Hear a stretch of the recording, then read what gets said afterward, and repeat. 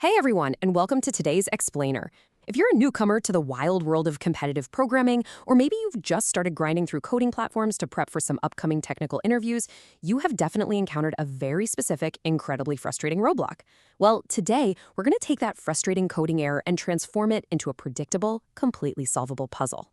So picture this scenario. You've probably lived it all too well. You get a problem, you write out the code, you test it locally with all the provided examples, and it works flawlessly, right? You confidently hit submit, expecting to see that glorious green accepted checkmark. But instead, the judge just spits back a cold red no. Your logic is absolutely perfect, but the platform rejects it anyway. If this makes you want to literally throw your keyboard out the window, take a deep breath. You are absolutely not alone in this. In fact, research analyzing millions of submissions shows that nearly 1 in 5 of all submissions, that's a solid 18%, hit this exact invisible wall. And this brilliantly illustrates the massive scale of the issue compared to other errors, proving it's practically a rite of passage for coders. When we look at a sample of 2.7 million Codeforces submissions, we see that this specific error is the second most common hurdle right after simply getting the wrong answer. But what exactly is it? We're talking about TLE, which stands for Time Limit Exceeded. Simply put, a TLE verdict means your program exceeded the platform's strict execution time budget, and that budget is tight, usually just 1 to 2 seconds. The most frustrating part? Your code might have 0 runtime crashes. It might have 0 logic errors on small inputs. It's just too slow. But to defeat the enemy, we have to really understand the enemy. So, here is our roadmap for today. We'll start with decoding the TLE error, then time complexity made simple, the operations per second rule, the usual TLE suspects, and finally, actionable fixes for beginners. Let's jump right into part 1, decoding the TLE error. To beat TLE, we need to completely shift how we think about writing code. It's no longer just about getting the right answer, It's about efficiency. Think of TLE like a declined transaction at a store. Every time you submit code, the online judge hands you a budget. Let's say your budget is $1, representing 1 second of execution time. Now, if you write this massive nested loop that tries to process a million items the slow way, the total cost of those operations might be $10. The judge looks at your $1 budget, looks at your $10 code, and instantly rejects the transaction. It's not a logic failure, it's a budgeting failure. All right, moving on to part 2, time complexity made simple.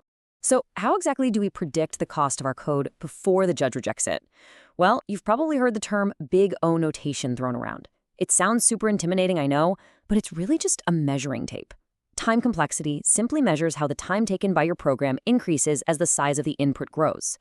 If a problem gives you a list of 10 items, almost any code runs fast. But what if the list has 100,000 items? Big O tells us how well our code scales to handle that. This brings us to part 3, the operations per second rule. Now, what's really interesting about this slide is it gives you the ultimate cheat sheet, the 10 to the 8th power rule. Memorize this. Most online platforms allow about 100 million or 10 to the 8th power operations per second. When you read a problem, look for the input constraint, which is usually called n. If your input size n is 100,000 and you write a double loop, well, that's 10 billion operations. That is way over the 100 million limit. By estimating this relationship before you even start typing, you can actually predict a TLE. To pass, you simply have to choose an approach that mathematically scales within that strict boundary. Okay, on to part 4, the usual TLE suspects. Let's say you've done the math, but your code is still too slow. Let's line up the usual suspects in our performance detective story. When beginners hit a TLE, it's almost always one of these traps. The biggest culprit by far is inefficient algorithms, like using a brute force O of n squared approach to check every single combination instead of a faster mathematical formula. But it's not just algorithms. It could be slow input-output operations, especially if you're using Python or Java. It could be using the totally wrong data structure, like searching through a standard list when you should be doing an instant lookup in a hash map. It might be doing the same math calculation over and over inside a loop instead of calculating it just once outside. Or, quite simply, you may have accidentally coded yourself into an infinite loop. And actually, I want to address a really common myth right here. You might be sitting there thinking, oh, well, Python is just slow.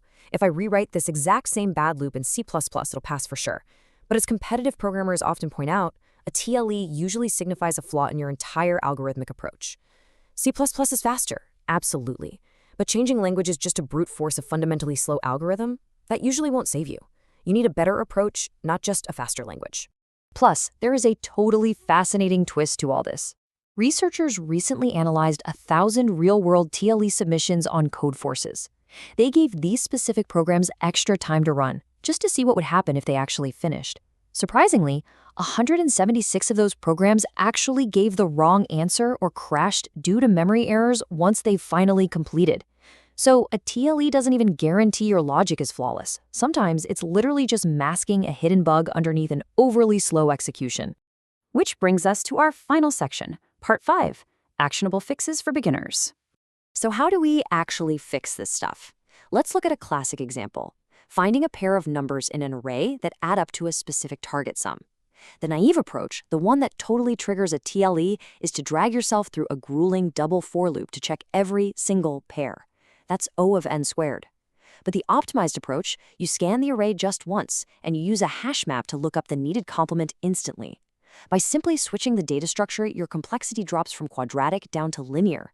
A problem that would take 10 seconds now takes mere milliseconds. It's a real game changer. So, the crucial point is following these exact steps to trim down the hidden time costs. Right down to how you print output. Step 1, always look at the constraints. Find that n value to estimate your required big O complexity before you even write a line of code.